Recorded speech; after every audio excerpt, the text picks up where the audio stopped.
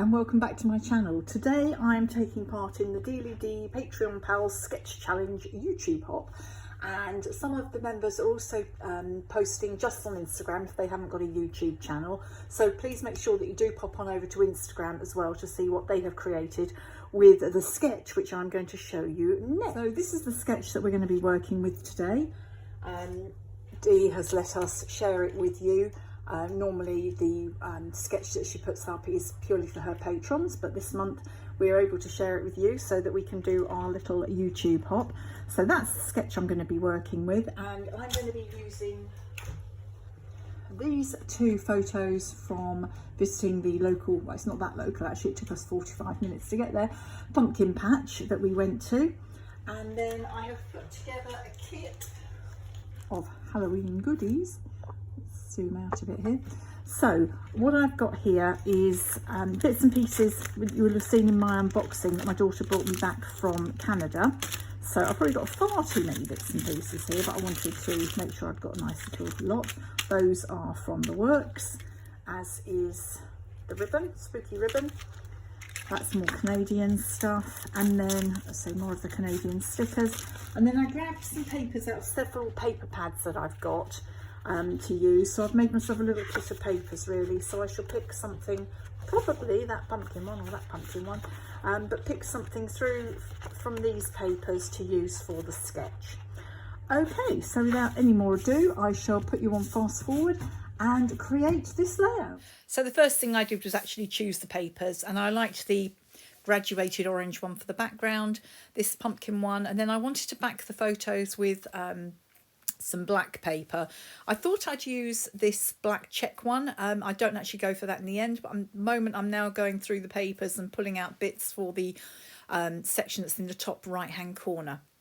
So trimming the photos down, leaving a white border around them. I printed them. I used what did I use? I think I used Print to Size, which is an app that I use to get the photos the right size, the size that I want. So I got two of them onto a 4x6 piece of paper.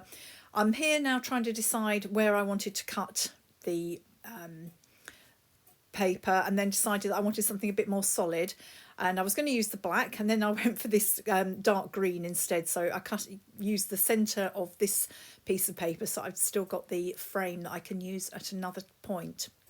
So I stuck the photos on here and then just trimmed around them to give them a small border. So whilst you watch me doing this, to tell you a little bit about the pumpkin patch. We are not hugely into Halloween here in the UK. It's becoming more of a thing, and I mean, when I was a child there weren't pumpkin patches. We didn't do anything for Halloween at all. Bonfire night was the big thing, but we are becoming more into Halloween now, and my daughter, who's 32, absolutely loves Halloween, so we do more of a thing of it now, especially for her. So the last couple of years we have been to a local pumpkin patch, which was fairly basic. The one we went to this year was much more than just a pumpkin patch. There were a couple of tunnels to walk through, one that was suitable for any ages, and then one which was the terror tunnel, which did make my husband jump on more than one occasion, which was quite amusing. Lots of pumpkins. They had a pumpkino, so they'd built up all the pumpkins and they had fire coming out the top. It was a really good experience and we had a lot of fun, and it's somewhere we're going to go again next year, and hopefully meet my son, daughter-in-law and my granddaughter.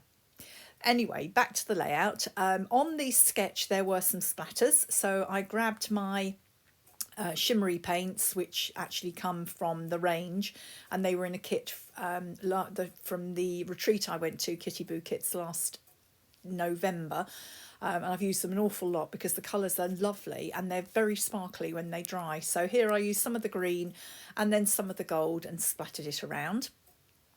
This paper here with the words on it had some really good words that I wanted to cut out and use as word strips for the layout, so I did that.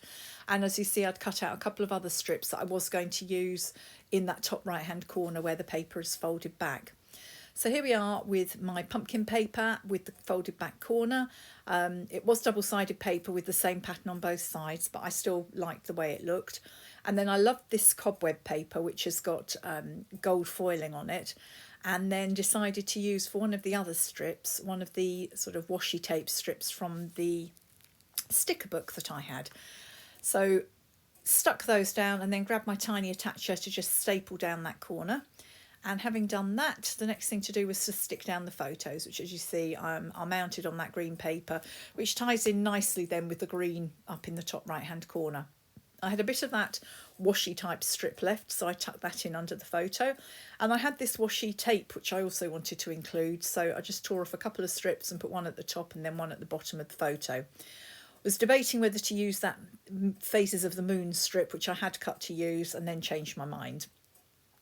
Grabbed the pumpkin stickers and pulled out a couple. I knew I wanted 2 of the large ones, top right and top left, but the cluster on the top left of the photos, I needed a slightly smaller one, so picked that 3D sort of resin type one.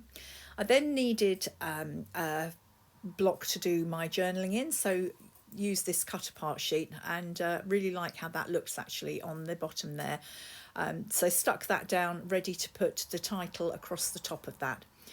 Found some very old stickers, and I could make Pumpkin Patch Joy up out of them.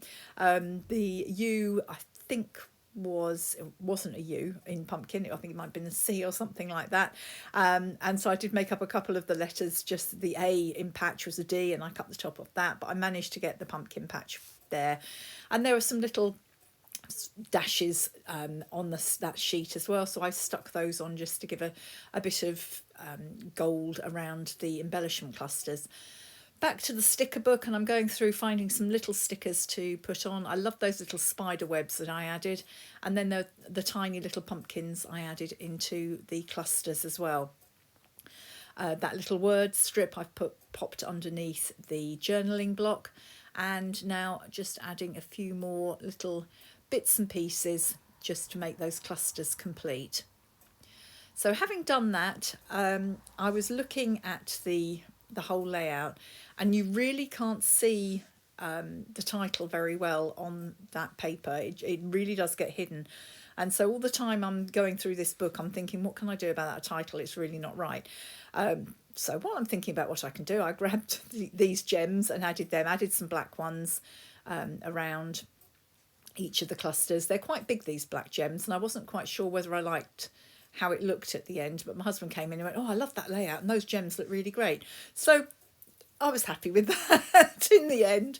So also added some of the orange gems in as well, because I don't want to hoard things, I want to use them up. So I decided, let's put them onto this layout. So here I am, and I came up with the idea of using the carved pumpkin distress oxide to create a bit of a background to pop the letters on. So here you can see I'm just smooshing it down onto the paper, and then I decided to pop some on the corners of the paper as well, just to tie it all together, so it wasn't just that carved pumpkin in the middle of the paper. It looks on the screen not as good as it does in real life. You can actually read that title really well in real life on that ink there, which I hadn't let dry particularly well, so I did have to stick those letters down with glue because it just kept coming off, the ink was coming off on my fingers, but I was too impatient. I wanted to get on with it. So there we are, that's the layout just about done now. Quite happy with all of these clusters, happy now with the title, and it's a good representation of the sketch actually. I haven't veered away from the sketch very much at all. I do love using a sketch as a jumping off point. Sometimes I do veer away, sometimes I stick to it exactly, and as I say, this one I have stuck to it. I hope you've enjoyed this video today. As I say, it is a YouTube hop. Please have a look at the list of participants below, and also go and have a look at the people who have just done an Instagram layout as well. If you're interested in joining DearlyDee's Patreon, then there are details of that in the description as well. We have a lot of fun. There's a Facebook group as well, so please do think about joining us. I hope you've enjoyed this video today. If you have, please give me a like, and if you don't already subscribe, I'd appreciate it if you would subscribe. If you fancy leaving a comment, I always read every comment that's left, and I always reply to comments. I will be back again soon. In the meantime, I hope you have rest of a happy October, and I'll see you again soon. Bye for now.